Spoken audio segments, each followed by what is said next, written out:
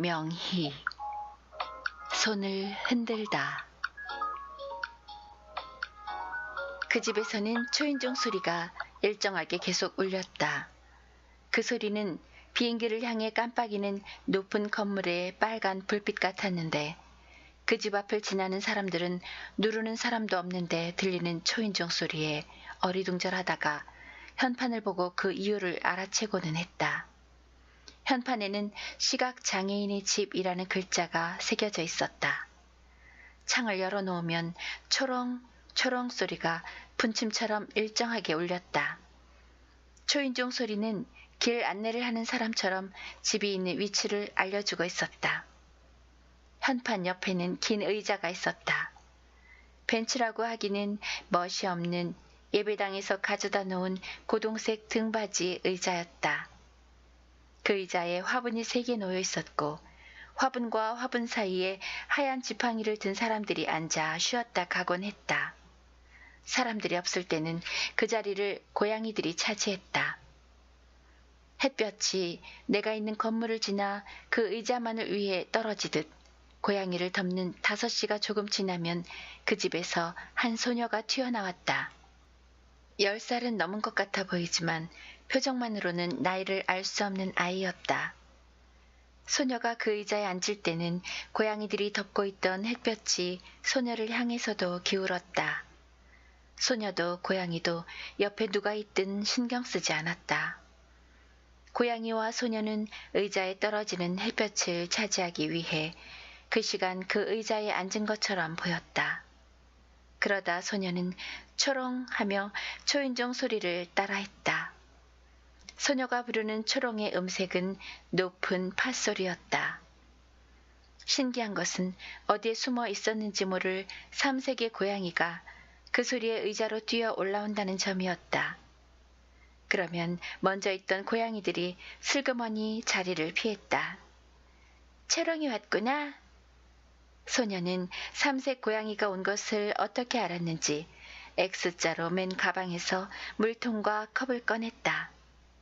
컵 끝에 걸친 엄지손가락에 물이 닿을 때까지 붓고 화분 옆자리에 놓았다. 3색 고양이는 소녀를 한번 쳐다보고는 가만히 있었다. 깨끗한 물이야. 소녀가 흰색 지팡이로 바닥을 톡톡 치며 말했다. 고양이는 그때서야 컵에 입을 대고 발을 담가 얼굴을 문질렀다. 소녀는 지팡이를 접어 왼쪽에 놓으며 남은 물을 화분에 조금씩 나누어 부었다. 그럴 때면 나는 자리에서 일어나 창가에 2손을 포개고 몸을 밖으로 내밀게 되었다. 내가 매번 반복되던 그 풍경을 잊지 못하는 이유는 다음에 있었다. 소녀는 화분에 물을 주고 남은 것을 제 입으로 가져갔다. 그러면 초롱이라고 불린 고양이는 소녀의 무릎에 한 발을 올리고 얼굴을 문지르거나 햇살이 묻은 털을 슬쩍 비비는 거였다. 소녀는 고양이를 쓰다듬거나 만지지 않고 입술을 활짝 열어 하하하고 웃었다. 그것은 고양이의 영혼이 소녀의 얼굴을 통해 되살아난 모습이었다. 소녀는 볼 수 없었겠지만 그 순간에는 3색 고양이도 소녀를 따라 하하하고 웃었다. 얼마 후 나는 계약된 일을 그만두게 되었다. 일을 그만두면서 가장 아쉬웠던 것도 이제 소녀와 3색 고양이가 만나는 모습을 볼 수 없다는 점이었다.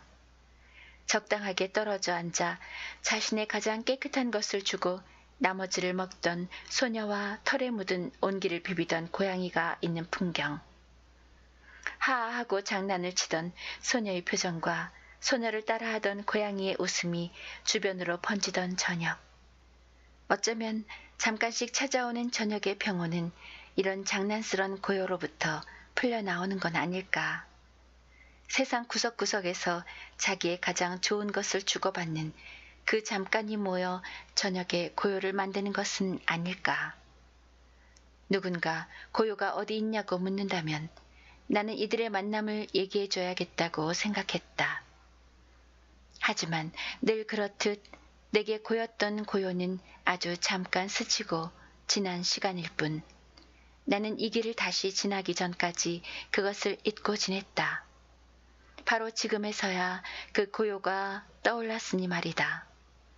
나는 요일을 잘못 알고 약속이 어그러져 우연히 그 앞을 지나는 중이었다. 건물에서는 여전히 초인종 소리가 깜빡였고 창으로 보았던 그때의 풍경처럼 고동색 의자가 있었으며 한쪽 끝에 한 소녀가 앉아 있었다. 12살은 훌쩍 넘어 꽤 언니 같은 표정을 한 소녀가 그 아이라는 것을 한눈에 알아봤다. 이런 말은 미안하지만 동상 같기도 했다. 이전에 내가 본 것은 짧은 시간 동상에서 빠져나와 고양이에게 물을 주고 사라지는 동화로 느껴질 정도였다. 햇볕도 그 시간 그 소녀를 데우고 있었다.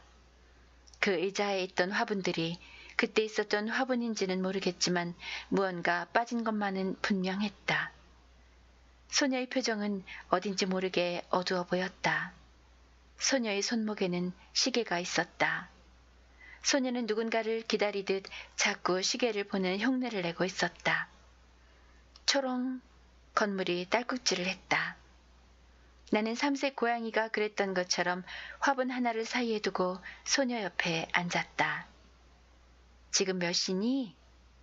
소녀는 손목시계를 보고는 주저없이 5시 10분이요. 라고 했다. 나는 핸드폰의 시계를 확인했다. 5시 20분이었다. 누구 기다리니? 소녀가 내 쪽을 쳐다보았지만 정작 하얀 눈자 위에 시선을 피한 것은 나였다. 소녀는 다시 정면을 바라보았다. 어떻게 아셨어요? 자꾸 시계를 보길래. 소녀는 허공에 대고 대답하듯 물었고 나는 소녀의 옆모습을 보고 있었다. 기다리기는 하는데요. 그게 뭔지는 모르겠어요. 소녀는 한 손으로 시계를 만지작거렸다. 모르겠다고? 기다린다면서? 뭐, 다 알아야만 하나요? 아줌만 고도도 몰라요? 내가 슬쩍 웃음 지은 것을 소녀는 보지 못했을 것이다. 고도라니. 우연히 다시 찾아온 곳에서 만난 소녀의 입에서 고도가 나오다니. 나는 소녀가 말을 끊고 일어설까봐 일부러 질문을 던졌다. 고도를 아니? 내 질문에 기분이 나쁜지 소녀는 대답하지 않았다. 오래 기다렸어? 안 올 건가 봐요. 지금쯤 와야 하는데 원래는 늘 저보다 먼저 와 있었거든요. 초롱 하고 부르면 나타나야 하는데 초롱이 대신 아줌마가 왔네요. 여기서 계속 기다렸구나. 나는 소녀가 마치 나를 기다려준 것처럼 이상한 안도감이 들었다. 어떻게 아셨어요? 목사님이 알려줬거든요. 어느 날 설교에서 고도를 기다리듯이 예수님의 부활을 기다리자고 그러셨어요. 어떻게 헤어졌는데? 그걸 어떻게 알아요? 기다리고 있다고 했잖아. 기다리긴 하지만 헤어진 적은 없는데. 헤어진 적도 없는데 기다린다고? 내가 계속 묻자 소녀는 대답하기 귀찮은지 내게 질문을 던졌다. 아줌마는 몇 살이에요? 그건 왜 묻니? 꼭 대답해야 하나요? 소녀는 바쁜 척하며 시계를 보았다. 아줌마도 대답하기 싫은 게 있잖아요. 소녀는 갑자기 자기 손목을 내밀었다. 이 시계 봐줄래요? 지금은 몇 시예요? 나는 창가에 두 팔을 올리고 얼굴을 빼고 소녀를 바라보던 때처럼 소녀 쪽으로 몸을 밀었다. 5시 32분이구나. 시계를 차도 시간을 맞출 수가 없어요. 오늘도 안 오려나 봐요. 소녀는 왼쪽에 접어둔 하얀 지팡이를 우산처럼 폈다. 내일도 올 거니? 일어서는 소녀를 붙잡기 위해 급하게 물었다. 그럼요. 아줌마도 내일 오실 건가요? 뒤돌아선 소녀의 하얀 눈빛이 햇볕을 받아 반짝였다. 오늘이 목요일인 줄 알았는데 수요일이더라고. 내일 다시 이쪽에 와야 하거든. 나는 매일 오는데 내일도 시계를 봐줄 수는 있지. 소녀의 콧등과 입술이 삐죽였다. 아줌마는 내가 외로워 보이나요? 스스로를 지키기 위한 차가운 목소리였다. 소녀는 내 대답 따위는 중요하지 않다는 듯 지팡이로 앞을 더듬으며 내리막길을 내려갔다. 소녀와 좀 더 이야기를 나누고 싶었지만 어쩔 수 없었다. 혼자 의자에 앉아 있다가 한때 내가 일했던 창 쪽을 쳐다보았다. 초인종 소리는 그때와 똑같이 일정하게 울리는데도 아무도 고개를 내밀지 않았다. 누군가 내려다본다면 손을 흔들고 싶었지만 한참을 기다려도 창문 여는 소리조차 들리지 않았다. 언덕을 올라온 하얀 지팡이들이 초인종 소리를 따라 방향을 틀어 그 집으로 빨려 들어갔다. 나는 빈 창문을 쳐다보다 언덕길로 내려갔다. 지하철 입구 근처까지 갔는데 미용실과 문구점 사이 골목에서 사람들이 모여 웅성거리는 것이 보였다. 카렌스도 한 대 서 있었다. 그냥 지나가려는데 가느다란 고양이 울음소리가 들렸다. 계단 사이 틈에 고양이가 새끼를 낳았다고 누군가 말했다. 나는 초인종 소리에 빨려 들어가듯 골목 쪽으로 방향을 틀었다. 집주인은 새끼들이 눈을 뜨는 동안 먹이를 주고 물을 갈아주면서 돌봤다고 했다. 대문에 고양이를 분양한다고 써붙여놓고 일주일을 더 돌봤다고도 했다. 모두 7마리인데 2마리는 근처 초등학생들이 가져갔고 하나는 저기 미용실에서 키우겠다고 해서 줬거든요. 나머지는 어떻게 해야 할지 몰라서 구청에 신고한 거였어요. 난 몰랐어요. 애들 데리고 갔는데 입양자가 안 나타나면 글쎄 안락사를 시킨대요. 어떡해, 난 몰랐어. 이제 막 태어났는데 살아보지도 못하고 어쩌면 좋아. 구청에서 위탁한 업체에서 나와 남은 고양이들을 케이지에 넣고 있었다. 집주인은 자기가 신고를 해놓고도 그들을 막으며 주변에 모인 사람들에게 호소하고 있었다. 이렇게 보내면 나 잠도 못 잘 것 같아요. 누구 키워줄 분 안 계세요? 괜히 신고를 해가지고 얘들을 어떻게 해? 집주인은 발을 동동 굴렀다. 누군가 그러면 당신이 키우라고 했다. 내가 얘들을 키울 수가 없으니까 이러죠. 집주인은 곧 외국으로 갈 거라고 했다. 그러니까 누구든 맡아달라고 주변을 둘러보며 힘주어 말했다. 집주인은 차를 멈추게 하려고 내가 방금 소녀에게 한 것처럼 주변에 모인 사람들과 눈을 맞추며 말을 걸고 있었다. 얘들은 10일, 아니 일주일인가 있다가 분양이 안 되면 화장을 해버린대요. 여기 있는 누구 맡아줄 분 없어요? 새끼들 엄마는 어디 있어요? 사람들 사이에서 좀 전에 들었던 소녀의 목소리가 들렸다. 지 새끼들 가져가는 걸 다 아나 봐. 아침에 나가서 안 들어오네. 안쓰러워서 어쩌나. 내가 애들을 다 죽이게 생겼어. 어쩌면 좋아. 너는... 아... 사람들 다리 사이로 나보다 먼저 내려갔던 소녀의 하얀 지팡이가 멈춰 있는 게 보였다. 집주인은 소녀의 모습을 보고는 뒷말을 흐렸다. 소녀의 표정이 일그러졌다. 소녀는 너무 일찍 세상을 알아버려 눈을 감은 것처럼 울상을 짓고 있었다. 소녀가 발을 내딛다가 지팡이를 놓쳐 바닥을 더듬었다. 나는 지팡이를 주워 건넸다. 여기까지 왔구나. 소녀는 아까와는 다르게 허둥대며 흰색 지팡이로 바닥을 더듬었다. 지팡이에 사람들의 발이 걸렸다. 아줌마! 내가 있는지 확인하듯 다급한 목소리였다. 나 아까 그 의자로 다시 데려다 주실래요? 팔짱 껴도 괜찮지? 내가 소녀의 팔짱을 끼자 그때서야 소녀가 고개를 끄덕였다. 햇살은 기울어 골목에 가로등을 켰다. 새끼 고양이들을 실은 차도 떠나고 있었다. 우리는 각자 내려왔던 길을 팔짱을 끼고 올랐다. 그리고 좀 전으로 돌아간 것처럼 의자에 나란히 앉았다.